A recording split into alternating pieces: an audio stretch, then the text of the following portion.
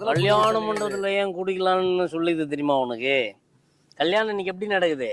மாப்பிள்ளை என்ன போட்டுக்கிறான், பொண்ணு என்ன போட்டுக்குது அப்படின்னு கல்யாணம் மொத்தத்துல ஒரு வியாபாரமா நடந்துட்டு இருக்கு. இன்னைக்கு கல்யாண மண்டபத்துல உள்ள வர்றான்னா அவன் யாவின்ட்ட என்ன காசு இருக்கு, பணம் இருக்கு, என்கிட்ட என்ன பட்டு போடுவ இருக்கு, நகை இருக்குன்னு போட்டுக்கிட்டு காட்டுறதுக்கு தான் பொம்பளைங்க ஆம்பளைங்க எல்லாம் உள்ள வரான். உள்ள வர்றது அதோட நிறுத்துறானா? பொண்ணு என்னென்ன நகை போட்டுருக்கு, மாப்பிள்ளை என்னென்ன நகை போட்டுருக்கான், பொண்ணு வீட்டுல என்ன ஃப்ரிட்ஜ் வாங்கி வச்சாங்களா, வாஷிங் மிஷின் வாங்கி வச்சாங்களா, பெட்டு வாங்கி வச்சாங்களா, கட்டில் பண்ணாங்கன்னா என்ன இரும்பு கட்டிலா மரக்கட்டிலா, மரம்னா தேக்கு மரமா சாதா மரமா, இப்படி எண்ணி எண்ணி எண்ணி தான் இந்த பயலுங்க கல்யாணமே பண்றாங்க. ஏன் இப்படி என்றான்?